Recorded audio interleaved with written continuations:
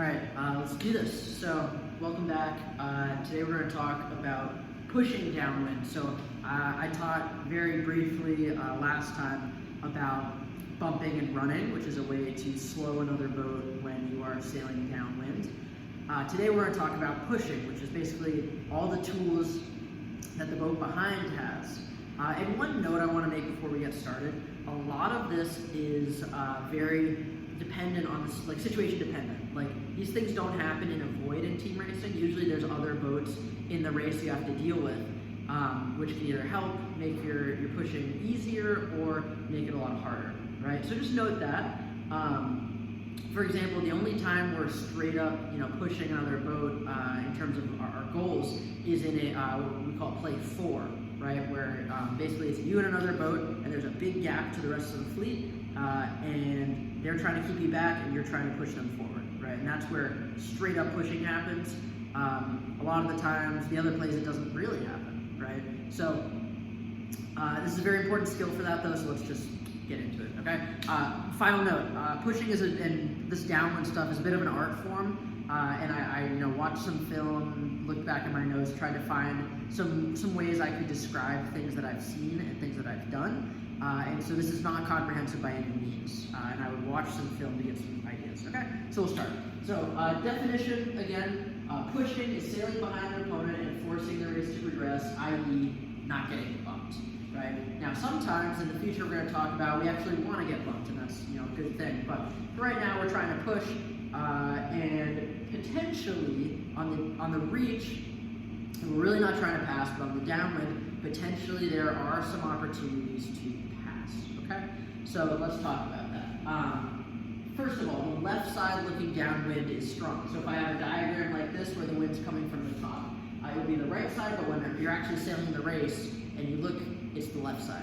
Okay, so left side is strong. We're trying to get left, like as the pusher, and the leader or the opponent is trying to protect the left as well. So we're kind of fighting over that way. So that's a rule of thumb. And like I said, if the opponent makes a mistake, you can pass them. A lot of these lessons talk about strategy, tactics, assuming the opponent is making 0 mistakes. Not always realistic, right? Especially at the high school level, lots of mistakes are being made, so we need to learn how to punish them. Okay. So first of all, we'll look at this middle section here.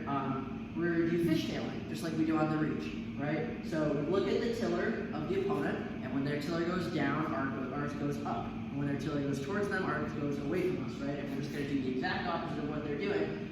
We want to bait them into a knife throw. So what we would like the opponent to do, and I'll show you in a second, kind of in this example, is to get onto starboard, reach at us, we're going to jibe and take their stern. That is a win for us, and we'll actually doing so pass them, right? So here's diagram number 1. Boat's clear stern, another boat here. Now in diagram, they're in diagram number 2. They're kind of positioning to set up to luff them, right? When they go down, we're going to go up. They could also be sculling, right? If they're sculling, their tillers slow down, right? So they go down, we go up, then they go up. Now they've created some space so they can reach into the overlap and try and bump us. When they jibe onto starboard, we jibe onto port, and then we can take their stern and we've passed them, right? So that's awesome. When you are pushing, side-to-side space is your friend, okay? Lateral separation, or the distance between you side to side, is your friend. The more, obviously nothing crazy, because if you have more than 2 boat lengths, then Rule 17 no longer applies, and they can get you more easily, but you don't want to be like inches apart, right? So within 2 boat lengths, but probably more than 1, right? And as you get better, you're going to learn how fast your bow can swing, how much space you need. So we want to dump to the left. Now in my note, you're on downwind pitting. So this is better than that, right? So we're black boat. Now we are clear astern, but if white goes to jibe, likely, and get across to the left, likely they are going to hit us and foul us, right? And so when we're here, we always want to try and get left downwind. So if we somehow kind of sail all the way around, an opponent's boat, we want to make sure we kind of work to the inside, because when we go to Mark 3, which is a port rounding, we need to be clear so we can have mark room. Okay, otherwise it gets pretty dicey. So this is better than that. It's called a pin downwind, same thing, right? So hold on to that as long as you possibly can. Don't jive on the court and let them across. Make them think about it as the pusher, right? Make them think about, can I make it? Can I not make it? I don't know. Make the decision harder. Okay. So now let's talk about some ways to actually some other ways to push. So pushing high, right? Like I said, separating side to side is a good thing. And if you have a puff, right? Maybe it's heavy air or it's extremely light. These are conditions where the speed differences can be really big between boats in and out of the pressure. Then you can just go higher right away, right? And if the opponent overslows and you're at full speed at a big puff, you will pass them quite quickly. I've done this all the time, in college and practice, and sometimes in regattas, right?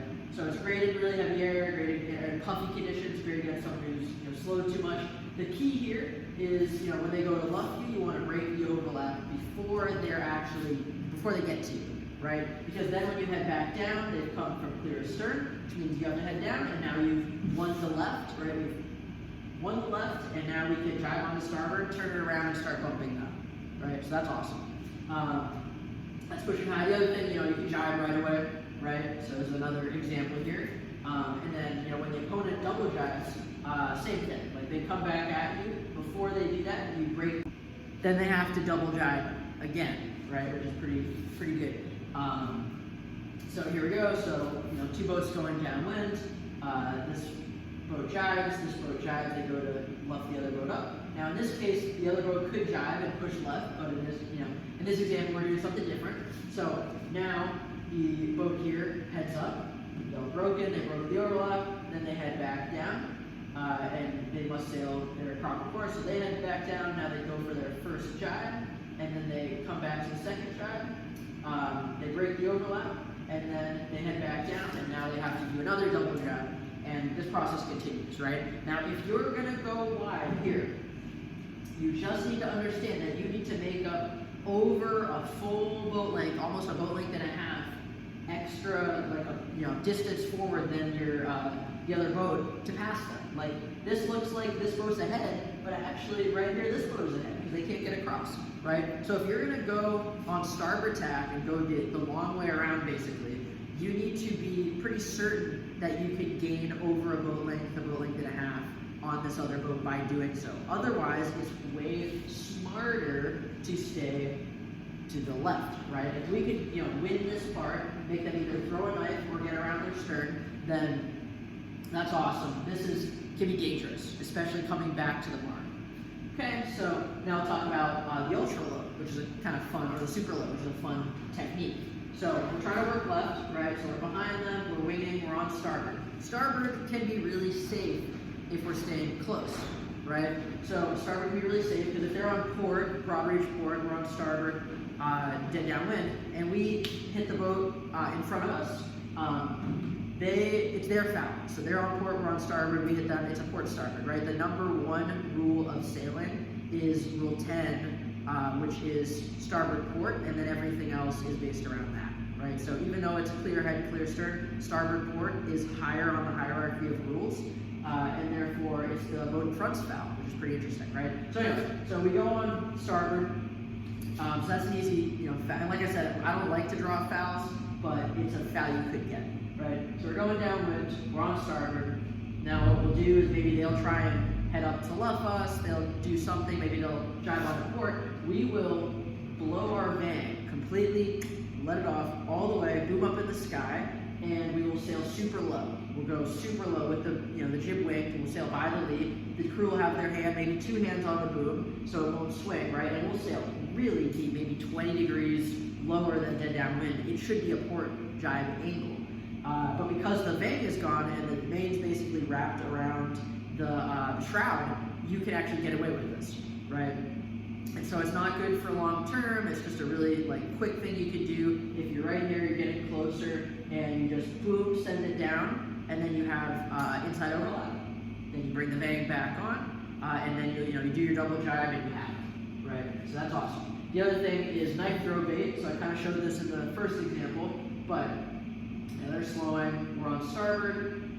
When they jibe, to try and bump us, we're going to jibe and take their stern. This is a really good move. We like this, okay? So same thing, you just poke a little bit to lure of the opponent, enough so they think they can get you, and then when they jibe, you jibe. And then you have the inside. And from there you can do your double jibe and then start to bump them back, right? And then the last thing is, I think that we talked about this on bump and run, things to watch out for. Opponent silo jibe.